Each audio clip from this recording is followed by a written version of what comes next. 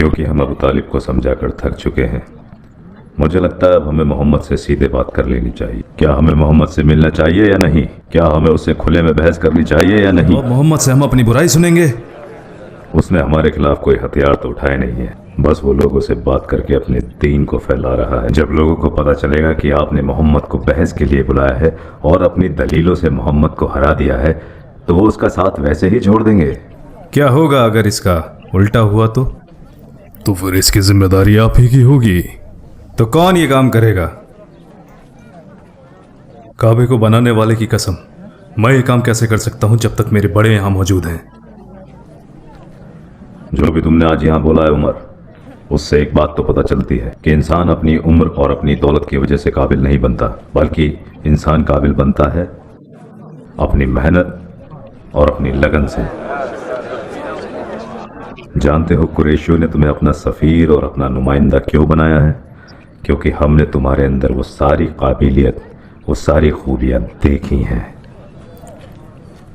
मुझे मजबूर न करें अल-वलीद, मैं ये काम नहीं कर सकता जब तक आप हैं, सुहेल इब्ने अम्र हैं, खतीब कुरैश और अबू अब्द शम्स हैं, हमारी कौम के बड़े बुजुर्ग।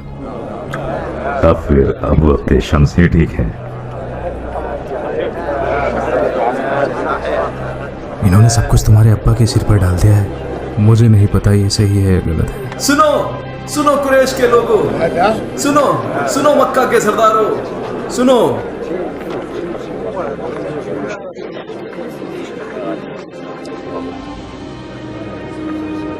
मक्का के लोगों, मैं शहादत देता हूं कि मैंने सलीम को आज से आजाद कर दिया है।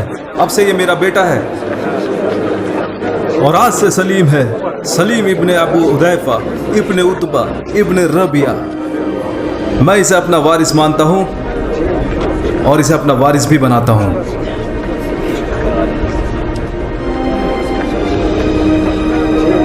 मुझे बड़ी खुशी हुई।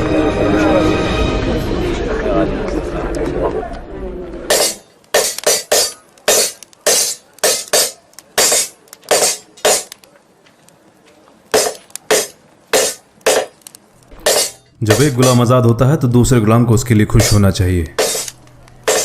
मुझे इस बात से कोई फर्क नहीं पड़ता। हाँ, फर्क पड़ता है मुझे, दुख भी होता है। उसने उसे आजाद भी करा दिया और अपना बेटा भी मान लिया और उसे अपना नाम भी दे दिया। और ये सब इसलिए क्योंकि वो एक अरबी गुलाम है और हमारा क्या, हम तो हबशी गुलाम है ना।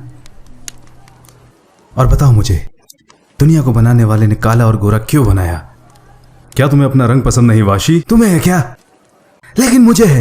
नहीं, मुझे नहीं है, क्योंकि मैं एक हबशी हूं, इसलिए ये लोग मुझसे नफरत करते हैं। अगर मेरा रंग भी गोरा होता तो ये मुझे भी आजाद करते। तुम भी उनकी तरह हो गए हो वाशी। उनकी तरह? हाँ, क्योंकि तुम भी उनकी आंखों से अपना रंग देख रहे हो।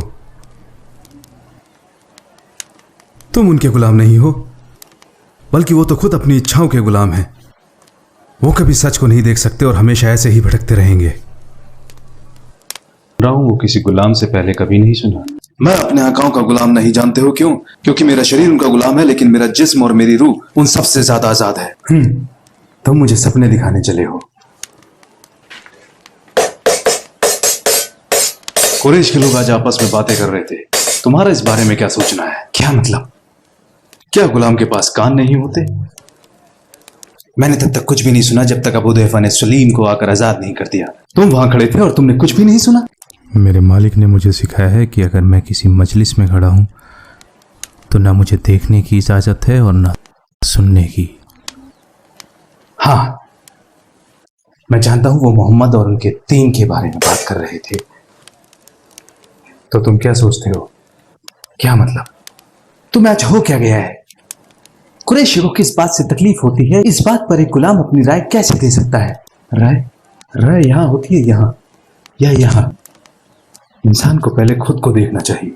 इंसान, ये खूबियां मेरे अंदर कब आएंगी? और मैं क्यों मोहम्मद की परवाह करूं?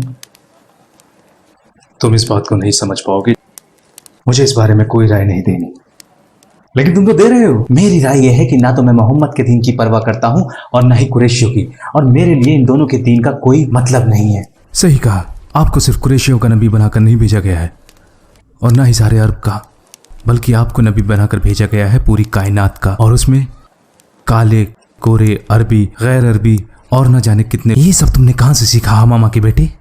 अगर तुम भी लोगों को ऐसे सुनते जैसे कि मैं सुनता हूँ तो तुम भी शायद जान जाते। तुमने कहा सारी कायनात के लिए, तो क्या उसमें आज़ाद और गुलाम लोग भी हैं?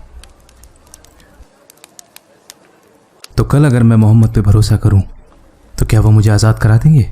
अगर तुमने कल उन लोगों को सुना होता तो तुम जान जाते कि वो आपसे कितना बैर रखते हैं, जबकि आप अखलाक और फ़राइज़ में उन सब से कहीं ज़्यादा अफजल हैं। अगर वो तुम्हें आज़ाद करने का हुक्म भी देते हैं तो ये लोग नहीं मानेंगे।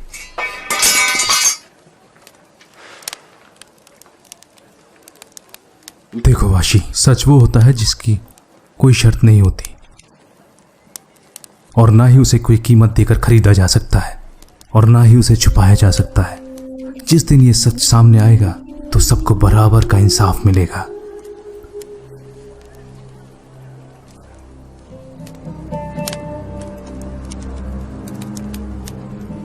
क्या तुमने लोगों को वाकई ये बात कहते सुना? क्या ये सच है?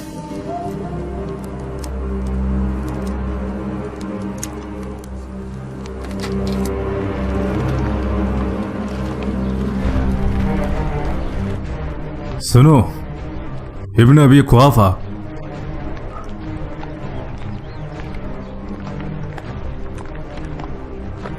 हम तुम्हें सभी लोगों में सबसे अफजल समझा करते थे जब तक कि तुमने मुदम्मम का साथ नहीं पकड़ लिया।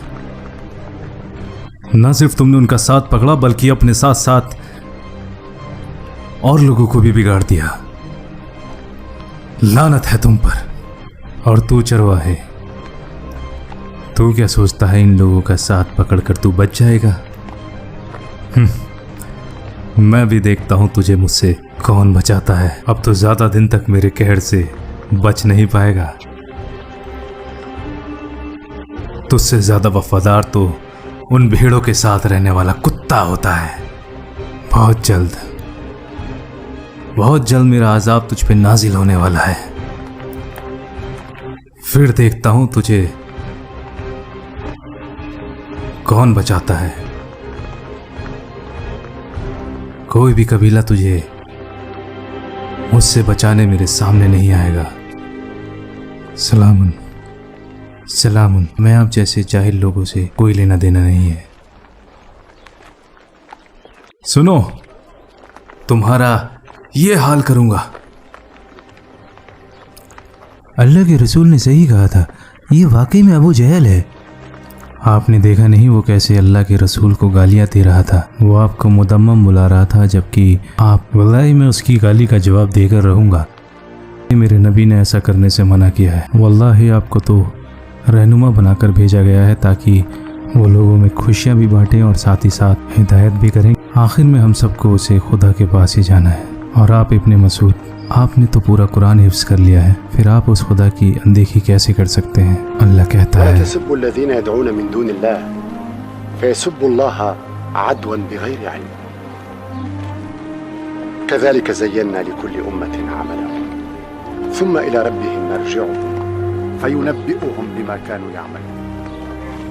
अल्लाह और उनके नबी ने सच ही कहा है। ऐसा लग रहा है कि ये सूरत मैं पहली बार ही सुन रहा हूँ।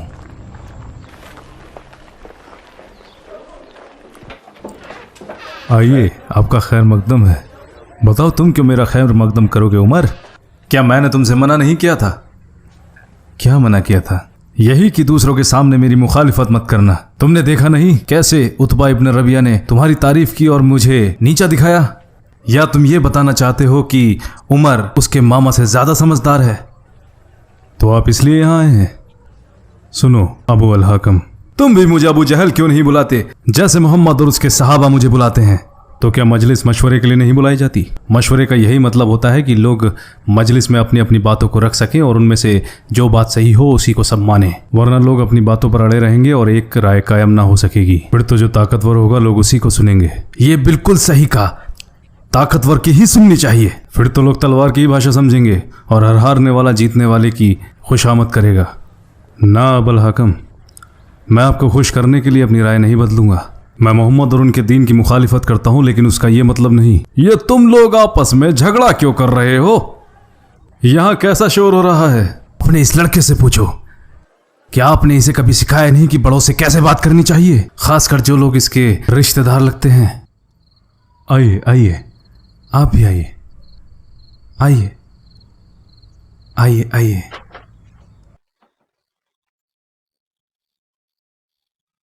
साला तो तुम्हारे अब्बू और भाई अबू जंदल आए हैं, और साथ में मेरे अब्बा और मेरे भाई भी हैं। जरा बाहर तो आओ। तुमने सलीम की बात को आम करने से पहले मुझसे बात क्यों नहीं की? और तुम्हारे ससुर अबू यजीद भी तो थे, तुम्हें कम से कम इनसे तो मशवरा लेना चाहिए था। जब मैं और सलीम उस दिन एक साथ खाना खा रहे थे, वो आपको बिल्कुल पसंद नहीं आया।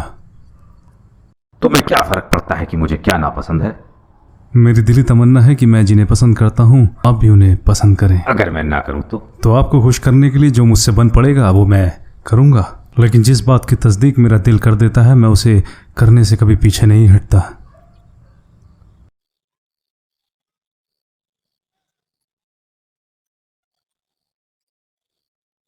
जो तुम्हारे खाविंद ने सलीम के साथ किया उससे तुम खुश हो? मैं कैसे ना खुश हो सकती हूँ? सालिम तो मेरे बेटे की तरह है, और अगर मैं पसंद ना भी करूं तब भी मैं अपने खाविन के खिलाफ नहीं जा सकती। और अब्बा जी, अगर मैंने कभी ऐसा किया तो सबसे पहले आप ही आएंगे मुझे डांटने के लिए। सालिम, सईदी, यहाँ आओ।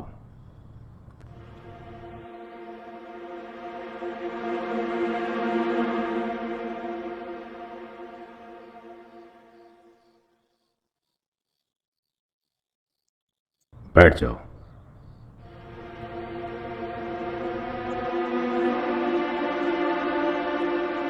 अपने दादा की बात सुनो लड़के।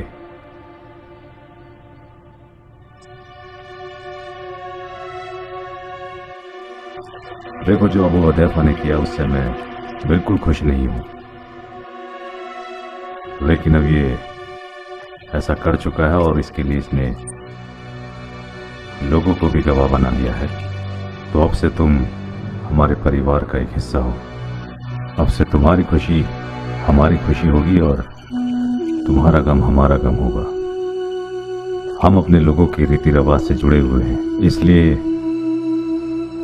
अपने अब्बा अबू हुदैफा के साथ ही रहना और इनको इतना ही प्यार देना जितना ये तुम्हें करते हैं। वल्लाही मैं सारी जिंदगी इनका साथ नहीं छोड़ूंगा, उसके लिए मुझे अपनी जान भी देनी पड़े तो कोई परवाह नहीं। वल्लाही मैं जानता हूँ अब्बा जी कि आप सभी लोगों में सबसे ज्यादा ज़हीन और इज्जत वाले हैं। तुम मेरे बेटे हो, इसलिए मुझे खुश करने की जरूरत नहीं है। मैं बस इतना चाहता हूँ कि जितना प्यार मैं तुमसे करता हूँ तुम भी उस बात की इज्जत रखो और मेरे जाने के बाद इस कबीले की बागडोर अपने हाथ में ले लो, ताकि मैंने आपको पहले ही बोला है अब्बा जी, मैं इस लायक नहीं। मेरा भाई अबू अल वलीद है ना, इज्जत का सही मुस्तहिक है। मेरे लिए थोड़ा पानी लाओगे सलीम?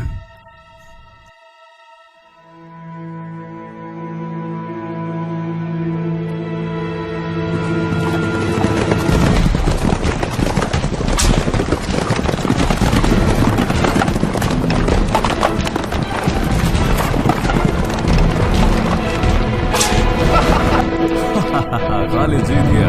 तुम्हें अपनी आंखों का इलाज कराने की जरूरत है। जब पहली रेस तुमने जीती थी तब क्या मेरी आंखें सही काम कर रही थी?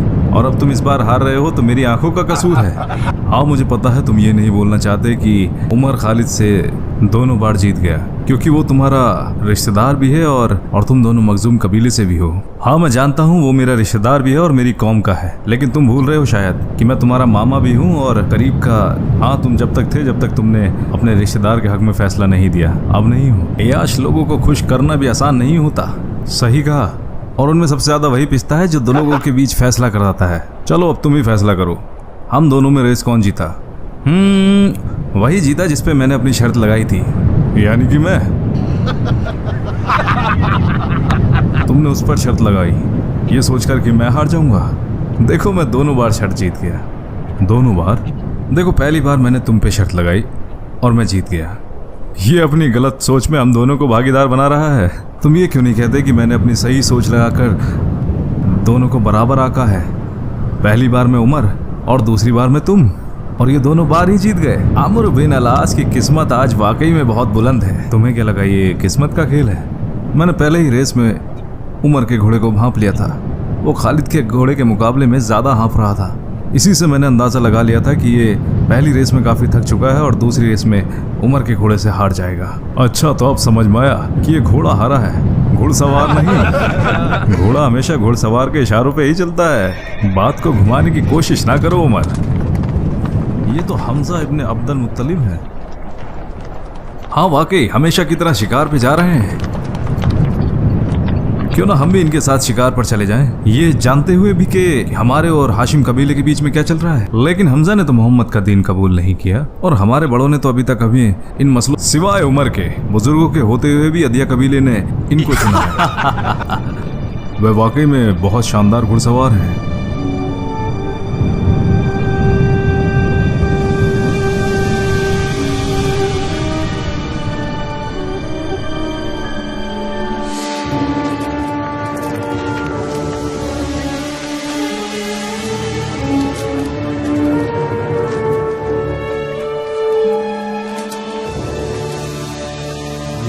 बहुत जच रहा है। कुरैश का कोई भी नौजवान मुकाबले पे नहीं है। कहाँ जा रहे हो अब्दुल्ला? मुझे कुछ काम है। मुझसे कुछ छुपा रहे हो? इसमें छुपाने और बताने जैसी कोई बात नहीं है। क्या तुम हमारे साथ मजलिस में नहीं चलोगे या तुम्हें अपने बाप का साथ पसंद नहीं है? नहीं, ऐसी कोई भी बात नहीं है। अगर तुम्हारे लिए दूसरों का साथ और मेरा साथ एक ही बात है तो मेरे साथ ही चलो। मुझे जहाँ पसंद है मैं वहीं जाऊँगा। तो तुम्हें मेरा साथ पसंद नहीं? देखिए अब्बा, मैं आपके साथ बहस नहीं करना चाहता। जब भी मैं तुमसे कहीं जाने के लिए बोलता हूँ तुम हमेशा ही मुझे मोहम्मद और उनके सहाबाओं पर कभी ना खत्म होने वाली बहस के अलावा आप करते क्या है उस मजलिस में? कभी ना खत्म होने वाली? तुम्हें नहीं पता उन्होंने क्या किया है हमारे साथ? बताइए अब्बा जी, क्या किया है उन्होंने? उन्होंने हमारे दीन और हमारे खुदाओं को गालियाँ दी हैं। तो आप क्यों अपने खुदाओं की हिमायत कर रहे हैं? वो तो अपनी हिमायत आपसे ज़्यादा खुद कर सकते हैं। जब भी कोई गंभीर मसला होता है क्या आप उनके पास नहीं जाते मदद मांगने के लिए? क्या आप उनके पास जाकर अपने मंसूबे जाहिर नहीं करते या उन्हें खुश करने के लिए कुर्बानी पेश नहीं करते? वो तो अपने साथ साथ आपकी भी हिफाजत कर सकते हैं। तो क्यों ना आप मोहम्मद को इन खुदाओं के भरोसे छोड़ दें? या आपको इनकी काबिलियत पे कोई शक है? मैं तुमसे कोई बहस नहीं करना चाहता। जाओ यहाँ से, मुझे तुम्हारी कोई ज़रूरत नहीं है। सुनो, क्या तुम्हें इससे बेहतर कपड़े नहीं मिले? कम से कम अपना नहीं तो अपने बाप का ख्याल तो करो। लोग क्या कहेंगे? फिक्र न करें अब्बा जी, लोगों को पता है और वो जानते हैं कि आप कितने दिलदार हैं और लिबासों को लेकर आप कितने फिक्रमंद रहते हैं। और अगर वो करते भी हैं तो मेरे भाई का लिबास उन्हें झूठा बना देगा। अबू जंदल, क्या तुम मेरे साथ चलोगे? अबू जंदल, तुम मेरे साथ आओगे?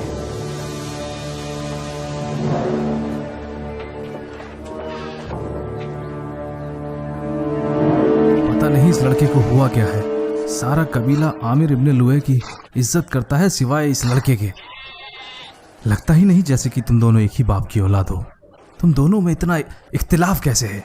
आप किस इख्तिलाफ की बात कर रहे हैं अब्बा जी? वो कितना कठोर है और तुम कितने नरम मिजाज हो। मैंने कभी नहीं सोचा था कि कठोर होना या नरम होना दो अलग अलग बातें हैं। मेरे हिसाब से तो इंसान बुज़दिल होने से अच्छा हिम्मत वाला हो और बेअदब होने से अच्छा है कि वो बाअदब हो।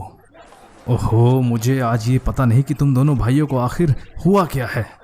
हमने तो ये सब आपसे सीखा है अब्बा, यानी सुहेल इब्ने अम्र तीब कुरैश। लेकिन आज आपने अपनी काबिलियत के हिसाब से अब्दुल्ला की बातों का जवाब नहीं दिया।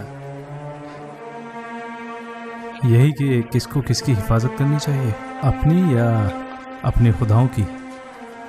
हम उन्हें मानते हैं, बदले में वो हमारी हिफाजत करते हैं। हो सकता है।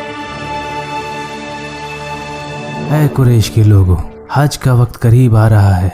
लोग सारी दुनिया से हमारे यहाँ इकट्ठा होंगे और उन सब ने मोहम्मद के बारे में ज़रूर सुना होगा। ऐसे में हमें एक दूसरे पे भरोसा रखते हुए आपस में उनके लिए एक राय बनानी होगी। वो हमारी बातों पे यकीन रखें। अबू अब्दुशम्स, आपने तो उन्हें सुना भी है और आपने उनसे बहस भी की है, तो आप ही हमें बताएं कि हमें क्या करना चाहिए। ना ना ना, पहले मैं तुम लोगों की राय जानना चाहता हूँ। वो एक नजूमी है। मैंने बहुत से नजूमी देखे हैं, वल्लाही वो नजूमी नहीं हो सकता। जो वो कहता है वो शायरी नहीं है। मेरे हिसाब से वो कोई दीवाना है। वल्लाही ऐसा बिल्कुल नहीं है। हमने लोगों की दीवानगी देखी है, लेकिन मुझे उनमें ऐसा कुछ नज़र नहीं आता। तो फिर तो वो कोई शायर है। नहीं, वो शायर तो बिल्कुल नहीं हो सकता। हमने बहुत बड़े बड़े शायर भी देखे हैं और उनके अल्फाज भी सुने हैं, लेकिन मैं तो कहता हूँ वो जादूगर है। बिल्कुल सही कहा। ना, वो जादूगर भी नहीं हो सकते। मैंने बड़े बड़े जादूगर देखे हैं और उनकी जादूगरी भी। तो अब आप ही बताएं, हम उन्हें क्या कहें अबू अब्दे शम्स? वल्लाही मोहम्मद जो कहते हैं वो बड़ा ही खूबसूरत है। ये बिल्कुल ऐसा है जैसे बंजर ज़मीन पर फूल खिल उठे। मेरे हिसाब से आप लोगों ने उनके बारे में जो भी राय बनाई है वो बिल्कुल झूठ है। तो हम सारे अरबों से क्या कहें कि मोहम्मद जो कहता है वो बहुत खूबसूरत है, और साथ में ये भी कि आप उसका साथ ना दें। आपको क्या हो गया है अबू अब्दे शम्स?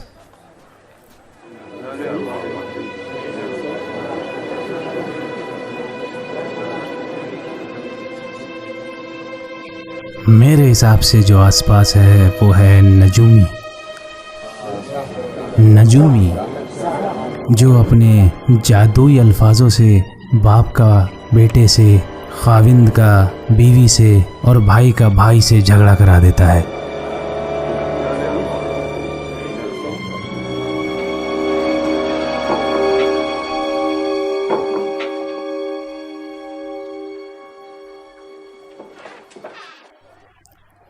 बताओ मुझे, जो मैंने आज कहा वो सही था? मेरा मतलब कि सारे अरब को बताने के लिए मुझे इसके अलावा कुछ और नहीं मिला कि वो एक नजूमी हैं। वल्लाही उनके खूबसूरत और मीठे अल्फाज किसी भी इंसान का उसके बाप, भाई या बीवी से इख्तिलाफ करा सकते हैं, और इसी बात को लेकर इख्तिलाफ पैदा हो जाता है। शायद आप बिल्कुल ठीक कह रहे हैं अब्बा जी। जो भी आपने कहा लोग उससे इत्तेफाक रखते हैं। बताओ मुझे। अब्बा जी, जब आपने पूछा ही है तो मैं बिल्कुल सही बताऊंगा। आपको क्या हो गया है अब्बा जी? आप कैसे दो नावों में सवार रह सकते हैं? क्या आपने कुरान को सबसे बेहतरीन कलाम नहीं माना? वल्लाही जब कभी भी मोहम्मद के किसी सहाबा से कुरान की तफसीर के बारे में पूछा गया तो आपसे अच्छी तफसीर किसी ने नहीं की। तो आप कैसे लोगों को ये सलाह दे सकते हैं कि ये एक बनावटी जादू टोना है? अपने काबू में रहो अलवलीद, तुम हमारे अब्बा पर ही इल्ज़ाम लगा रहे हो। वल्लाही मैं तो इनको आगाह कर रहा हूँ। जब लोगों को पता चलेगा कि आपने उनसे झूठ बोला है तो चाहे वो इस बात को मान भी लें, लेकिन वो इनके खिलाफ हो जाएंगे। ये अरब और उसमें रहने वाले इज्जतदार लोगों का किरदार नहीं कि वो लोगों से झूठ बोलें। और जहाँ तक हज की बात है तो लोग दूर दूर से आएंगे और मोहम्मद को सुनेंगे, जैसा हमारे अब्बा ने किया, और वो भी वो बात जान जाएंगे जो हमारे अब्बा को पता है, क्योंकि वो लोग भी कोई बेवकूफ़ तो नहीं है। उनके पास भी कान है, दिमाग है और दिल है जैसा हमारे पास है, और वो ये भी जान जाएंगे कि जो इल्ज़ाम हमने मोहम्मद पर लगाए हैं वो एकदम झूठ और बेबुनियाद हैं। वल्लाही अलवलीद, तुमने बिल्कुल ठीक कहा। मैं वाकई में उलझन में पड़ गया था। तो अब आप ही मुझे सलाह दो कि हम लोगों को क्या बताएंगे, हम किस तरीके से उन पे इल्जाम लगाएं।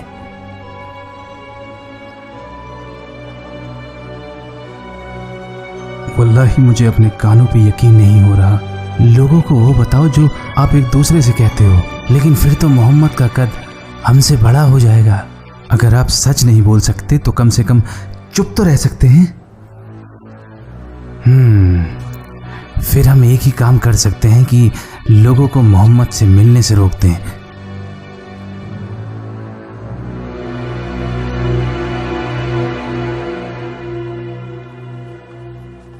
इसे क्या हो गया है? पहले तो इसकी जबान नहीं खुलती थी और आज ये इतना बोल गया।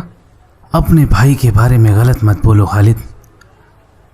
वो तुम्हारा सौतेला भाई जरूर है, लेकिन मेरी नज़र में तुम दोनों बराबर हो। अगर तुम्हें कुरैश की फौज का सिपह सलार बनाया है तो अपनी ताकत पर घमंड ना करो। दो ही तरीके के लोगों ने अरबों पे राज किया है, या तो अपनी तलवार के दम पर, या फिर वो जिनमें सब्र और सलाहियत दोनों हैं।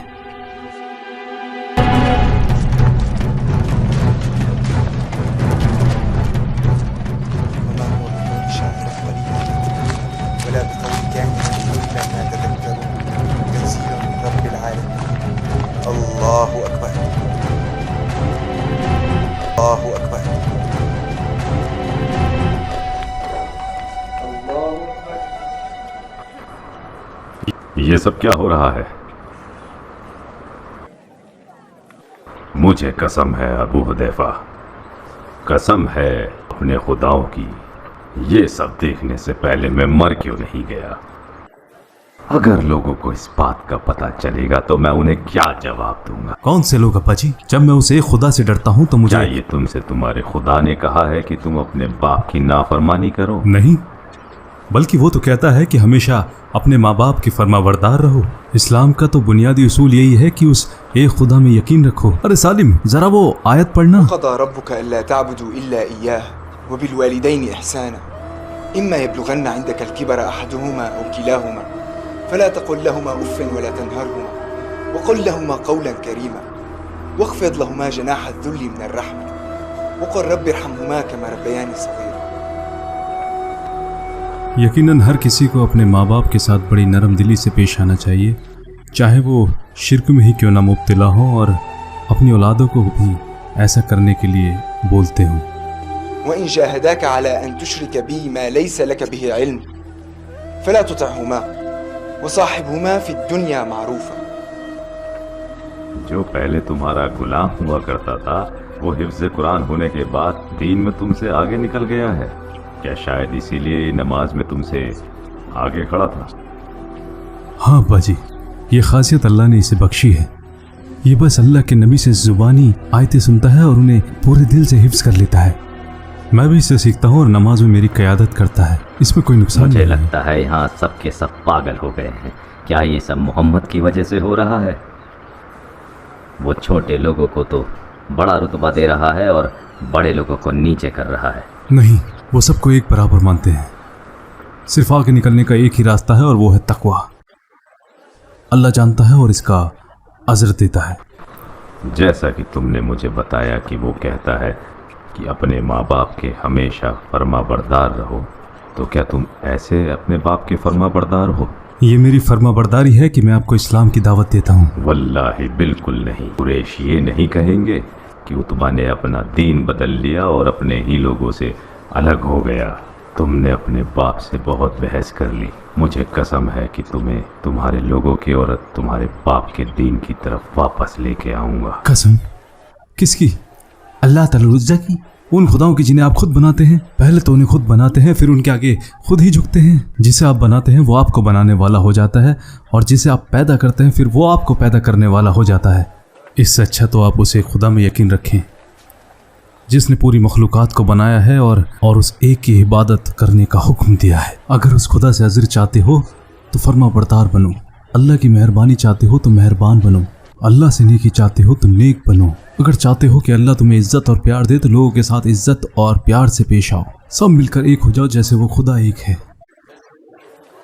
बताओ मुझे क्या सही है? या वो खुदा जिनकी वजह से आप आपस में बटे हुए हैं? वो सारे बुत जिन्हें अपनी मर्जी और पसंद से बनाते हो? यहां तो सभी कुछ उल्टा लगता है। क्या इंसान खुदाओं को बना सकता है? क्या हो रहा है यहाँ? आपको तो हमारे पास होना चाहिए था। बहुत गंभीर मसला है। इन्हें जवाब दो अबू हुदैफा। अपने बहनोई अबू सुफियान से कहो, अपने ससुर अबू यजीद को बताओ, अपनी बहन से कहो।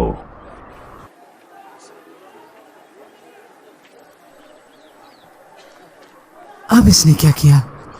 आजकल इससे ज्यादा कुछ और चल रहा है जो मोहम्मद ने हमारे साथ किया है। क्या तूने भी मोहम्मद का बता? क्यों किया तूने ऐसा? क्यों किया? हमारे खुदा तेरा मुंह काला करते तो हमारे ऊपर इतनी शर्म लेकर आया है। बेशर्म है तू, बेशर्म है।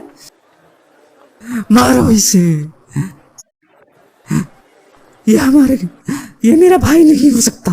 मारो इसे, इसे जेल में बंद कर दो और जब तक पीटो जब तक कि ये हमारी तरफ वापस नहीं आ जाता। अपना सामान उठाओ और मेरे साथ चलो। इसने हमारा दीन छोड़ दिया है। अब तुम इसके साथ नहीं रह सकती। अब मैं ईमान ला चुकी हूँ अप्पा जी। अब ना तो मैं इनको छोड़ूंगी और ना इनके बताए हुए दीन को। ये तो शैतानियत है। तुम दोनों का दिमाग फेर दिया है। तुम दोनों का दिमाग फेर दिया है। अबू अब्द शम्स और मैं देखते हैं कि कैसे लोग मोहम्मद को नहीं छोड़ते, मगर हमारी कौम हमें क्यों सुनेगी? क्योंकि हमारे तो खुद के बच्चे ही हमारे दुश्मन बन गए हैं। हम क्या मुंह लेकर लोगों के पास जाएंगे? वो तो यही कहेंगे, जाओ पहले अपने घर को संभालो, फिर हमारे पास आना। बिल्कुल, लोगों को ये कहने का हक है। हमने आज तक सिर्फ मोहम्मद के बारे में बहस के अलावा और किया ही क्या है, और इससे अभी तक हमें ना कुछ हासिल हुआ है और ना कुछ वसूल। हमें पहले अपने घरों से ही शुरुआत करनी पड़ेगी। लोग, मैं तुम्हें हक के रास्ते पे बुला रहा हूँ और तुम मुझे लोगों का वास्ता दे रहे हो। हक तो वो है जो लोग करते आए हैं और उनके बाप दादा करते थे। कौन सही है? वो इंसान जो आज काम करता है ताकि उसका कल संवर जाए और ऐसे लोगों के लिए रास्ता बनाता है जो लोग उसमें यकीन रखते हैं, या वो इंसान जो अंधा होकर मुर्दों में यकीन रखता हो? तुमने अभी लोगों की बात की, क्या तुम्हें दिखता नहीं कि मोहम्मद के मानने वाले बढ़ते जा रहे हैं? क्या वो लोग नहीं हैं? तुम्हारा क्या होगा जब अल्लाह के करम से उनका दीन फैलेगा? अल्लाह की कसम ये होगा। और तब क्या होगा जब ज़्यादा से ज़्यादा लोग इस बात को मानेंगे? क्या तुम ये कहोगे कि नहीं, पहले ये गलत था और अब सही हो गया है? क्या ऐसे ही सच्चाई मानोगे? और अगर तुम्हारे जीते जी ये होगा तो लोग तुमसे बहुत आगे निकल चुके होंगे, फिर उस वक्त तुम्हारा रुतबा क्या रह जाएगा? आज तुम नबी से नफरत करते हो क्योंकि तुम्हें अपना रुतबा और रसूख छिन जाने का डर है। अगर तुम्हें रुतबे और रसूख का इतना ही ख्याल है तो आगे बढ़ो और इस्लाम को अपनाओ, ताकि जो तुम्हारा रुतबा आज है कल भी वही रहे। इसे कौन सा दर्जा मिला है? ये तो हमसे भी पहले इस्लाम अपना चुका है। अब तक तो इसे बादशाह बन जाना चाहिए था। हमें मोहम्मद को रोकना होगा। उनका जादू लोगों के सिर चढ़कर बोल रहा है। जितने ज्यादा लोग उन्हें सुनेंगे उतना ज्यादा मानने लगेंगे। मोहम्मद से लोगों को हर हाल में बचाना है, चाहे इसके लिए हमें तलवार ही क्यों उठानी पड़े। मैं इससे ज्यादा बर्दाश्त नहीं कर सकता। जा रहा हूं मैं। अबू सुफियान, क्या तुम मेरी बात नहीं सुनोगे? इससे अच्छा है कि मैं अपने कानों को फोड़ लूं।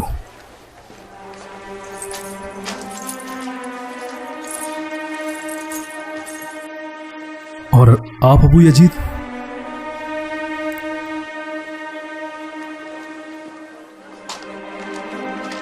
और तुम मेरे भाई, हमारे बड़े बूढ़े तो सरदार होने की वजह से डरते हैं ताकि कौम के लोग नाराज ना हो जाएं, लेकिन तुम तो अभी जवान हो। अगर हमारे अब्बा अपने लोगों को नहीं छोड़ सकते तो मैं अपने अब्बा को नहीं छोड़ सकता, चाहे वो तुम्हें जहन्नुम में क्यों ना ढकेल रहे हो। मुझे ये बातें समझ नहीं आती। आग, जहन्नुम, जन्नत, इससे बेहतर होता कि मैं तुम्हें यहीं मार देता, लेकिन उससे मेरे दुश्मन खुश हो जाएंगे। मैं तब तक इंतजार करूंगा जब तक मेरे अब्बा कोई राय कायम नहीं कर लेते।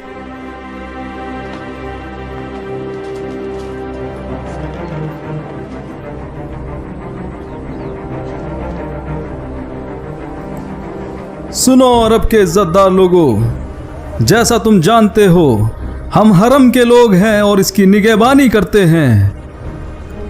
जिसने भी हरम के खिलाफ साजिश की है, हमारे खुदाओं के फजलो करम से वो सारे खाक में मिल गए। आप लोग गवाह हैं जो यहाँ हाथी लेकर आए थे, उनका क्या हाल हुआ था। अब हमारे बीच एक इंसान पैदा हो गया है जिसके बारे में आपने सुना होगा।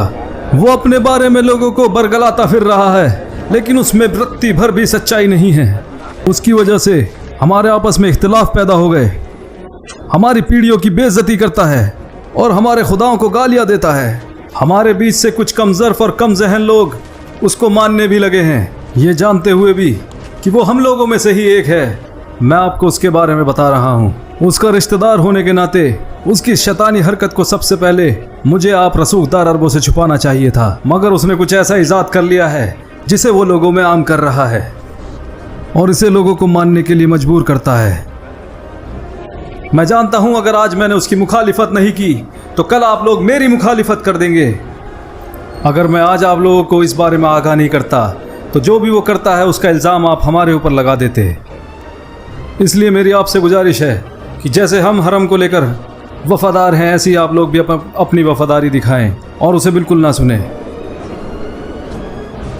आपके आने से पहले हमने मशवरा किया था कि या तो रिश्तेदार होने के नाते आपसे उसकी बातों को छुपा लें, या हम सारे अरब को आगाह कर दें कि वो उसकी रूहानी और मदहोश कर देने वाली बातों से दूर रहें। इसलिए हमने वो चुना जो हमें सही लगा, बल्कि ये नहीं कि उसके लिए क्या अच्छा था, जबकि वो हम में से एक है।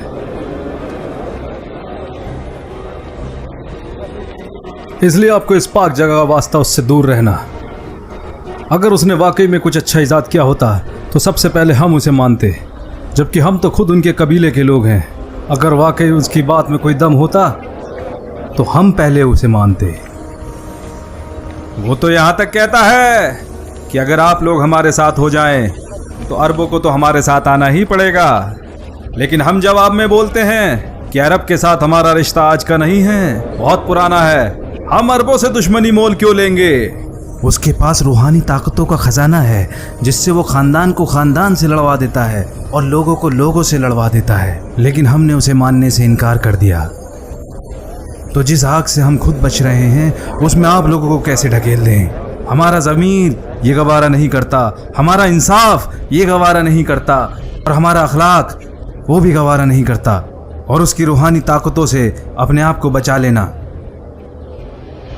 जैसा अबू यजीद ने कहा, मैं मोहम्मद का चचा हूं, वो मुदम्मम है।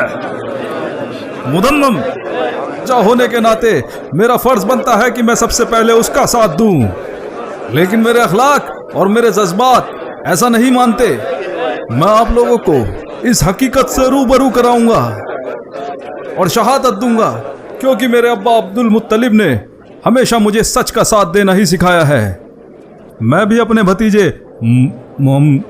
मुदम्मम को प्यार करता था, यहाँ तक कि मैंने अपने दोनों बेटों की शादी उनकी दोनों बेटियों से करा दी। लेकिन जब मुझे उनके झूठ के बारे में पता चला तो मैंने अपने बेटों को बोला कि उसे फौरन तलाक दे दें। हाँ, वो मुझे प्यारा था, लेकिन उससे ज्यादा प्यारा मुझे मेरा दीन और मेरा शहर है। मैं आप लोगों के सामने आज शहादत देता हूं कि वो झूठा है, मक्कार है। उससे दूर रहना और उसके पास भी मत जाना, वरना वो आप लोगों पे भी जादू कर देगा। आप लोगों ने इनके चचा की शहादत को सुना, अब बाकी कहने को कुछ बचा नहीं है। सुना आपने, अब बाकी कहने को कुछ बचा नहीं है।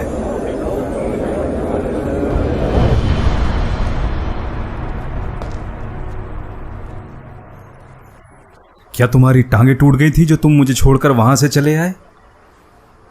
अब्बा जी, आप मुझे हमेशा डांटते क्यों रहते हैं? मेरा भाई अब्दुल्ला भी तो आपके साथ नहीं गया। मैं इससे तंग आ चुका हूं। तुम्हारा क्या नुकसान होता अगर तुम मेरी बात खत्म होने तक वहां रुक जाते?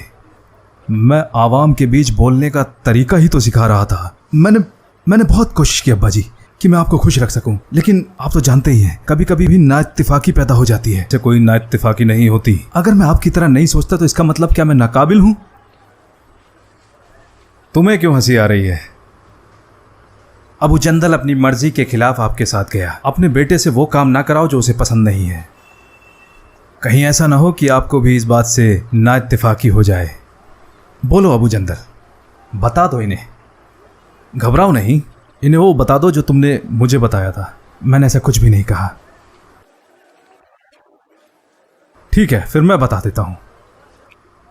अब्बा जी, जो भी आपने आज मोहम्मद के लिए कहा उससे आप बड़े खुश हो रहे होंगे, जबकि आप कुरैशियों में बड़े सादिक इंसान हैं। लेकिन ये सदाकत आपके साथ भी जा सकती है और आपके खिलाफ भी। ठीक उसी तरह जैसे एक तेज धार तलवार का इस्तेमाल इंसाफ को बचाने के लिए भी किया जा सकता है और नाइंसाफी को बढ़ाने के लिए भी। और आपने आज नाइंसाफी की है। आपने जो भी मोहम्मद के बारे में कहा है ना तो वो सही है और ना ही सच है। याद रखें अब्बा जी, सच्चाई के साथ बिताया गया एक पहर झूठ के साथ बिताई गई जिंदगी से कहीं बेहतर है। तुम मोहम्मद का साथ दे रहे हो। मुझे लगता है तुम भी कहीं उसके सहाबाओं में से एक तो नहीं हो, या तुम उसके पास बैठने लगे हो। तुम्हें पता नहीं है कि उसने तुम्हारे बहनोई अबू हुदैफा और तुम्हारी बहन साला को भी अपने जाल में फंसा लिया है। अगर मैं वाकई में ऐसा कुछ करूंगा तो सबसे पहले आपको पता चलेगा आखिर तुम्हें हुआ क्या है। हमने आपसे ही सीखा है। जब से हमने होश संभाला है आपने हमें बताया है कि मोहम्मद हमारे लोगों में सबसे ज्यादा सादिक, अल-अमीन, अल-करीम है। फिर अचानक एक दिन हम उठते हैं और आप हमसे बोलते हो कि नहीं, वो तो एक झूठा और मक्कार और जादूगर है। मैं पहले भी सच्चा था और आज भी सच्चा हूं। ऐसा नहीं हो सकता।